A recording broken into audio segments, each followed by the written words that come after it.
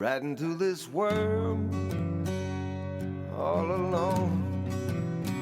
God takes your soul, you're on your own. The crow flies straight, a perfect line. On the devil's bed until you die. Gotta look this life in the eye. We've seen Sopranos, I mean, we've seen a lot of mob shows, but we've never seen this world. Get the firemen on board. Don't want this shit hitting ATF's radar. I think it's a very different face, the world of outlaw culture or motorcycle culture in general. You have to create very real, three-dimensional, vulnerable, flawed characters that you care about to show up to, every week. I began the process spending time in the community itself, in the outlaw community. It's more present now. It's gun selling. It's a bunch of dark stuff that we are not necessarily all involved in. And you get to know what it means to deal in that sort of underworld of doing what you think is the right thing for money, but also keeping your heart. It's really an established world. I mean, they have, bylaws and rules and regulations, and there's certain ways and means of doing things. When I started doing the research on these guys, they are a highly articulated subculture. The formation of these clubs is a response to the government and the society they're revolting against, rebelling against. Sutter gets it.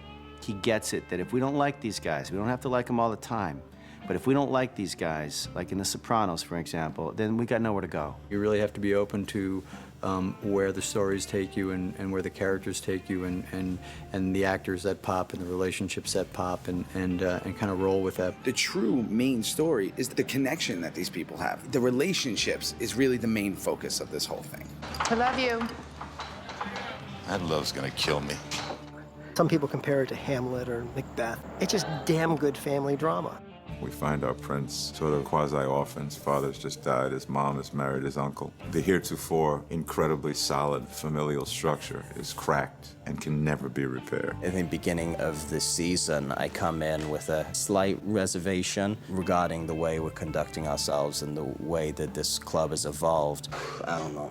It's not a good time to kill It's things. never a good time. We're talking about protecting Tig here. The central dynamic is between Clay and Jackson. It's incredibly nuanced and rich. I have a lot of history with him, some of it tumultuous and some of it very positive. Don't make me regret this. These people are all surrounded in secrets. They keep a lot concealed. They have a criminal element to them. What I find so interesting about playing Gemma is, to me, she is a woman that is not seeking redemption. And she is loyal to her organization and her family and her son, and her ways and means are justified to her.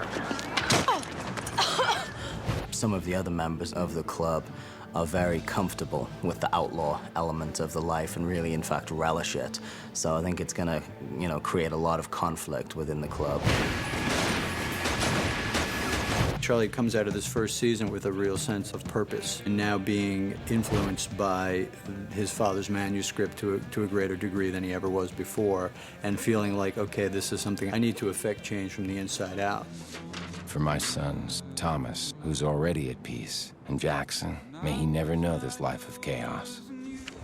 Through the first season, I do my best to try to suggest that we might pull back a little bit from that outlaw mentality and get back to the original genesis of the club, which was just a social rebellion and a way to live out of, mainstream society and kind of live by our own rules, but not necessarily as criminals.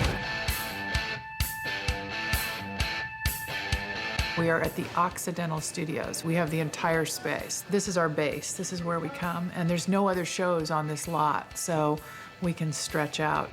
Hi, I'm Anthony Medina, and this is the Sons of Anarchy Clubhouse. Let me show you. The clubhouse had to be a big space where the motorcycle club hung out. There's pieces of them everywhere you look. They would entertain there. It had to be an open space with some rooms where we could always look through, especially in the chapel. This is the room where basically every important decision that the motorcycle club makes is done here at this table. To the right is our bar. big Reaper in the middle. He's kind of our hero, Little Reaper, because he's sculptured, always looks good on camera. This is basically all of our characters' mugshots. We had to create a really specific look for all of those different clubs and the gang. So we had to make sure that it was very realistic. They wear uniforms. I mean, it's pretty much, they're like an army.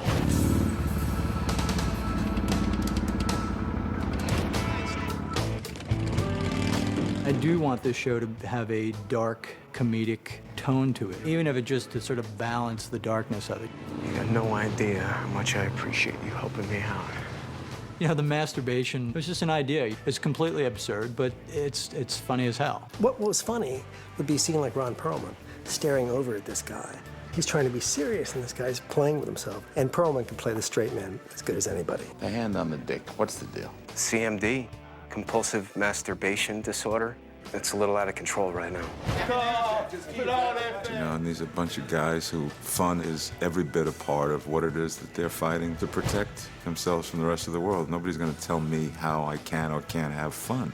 Fun is a big part of the BMC kind of point of view. Step back, boys.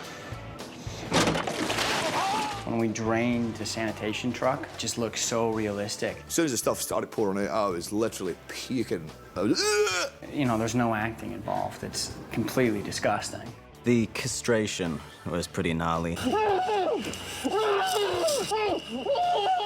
As I'm sure every man watching that scene clenched his crown jewels in protection watching that. So you gotta keep a lightness on the set. Like, there's gotta be love on the set, because there's so much hate in the actual content. So I think because of that, everyone's kind of gotten to be like a little family around here, which is nice. The dynamics on set, on front of the screen, get informed a lot by the stuff that goes on off screen. We're really tight on this show, you know, everyone's friends and friends with the crew and stuff. Everything's cool. Definitely formed a greater bond with all of the guys, and I think he'll just continue to grow.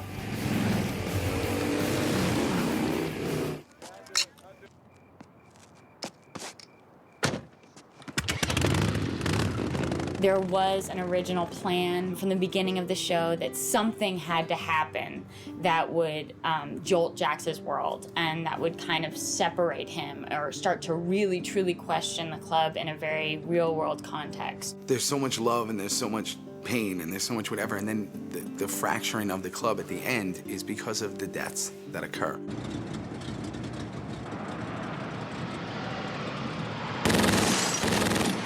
But when you die, if it's really important to the plot, and especially when you've had the incredible kind of character arc that I've had this year, it's okay. And I think the killing of Donna almost becomes more tragic, you know, in that it's essentially a mistake.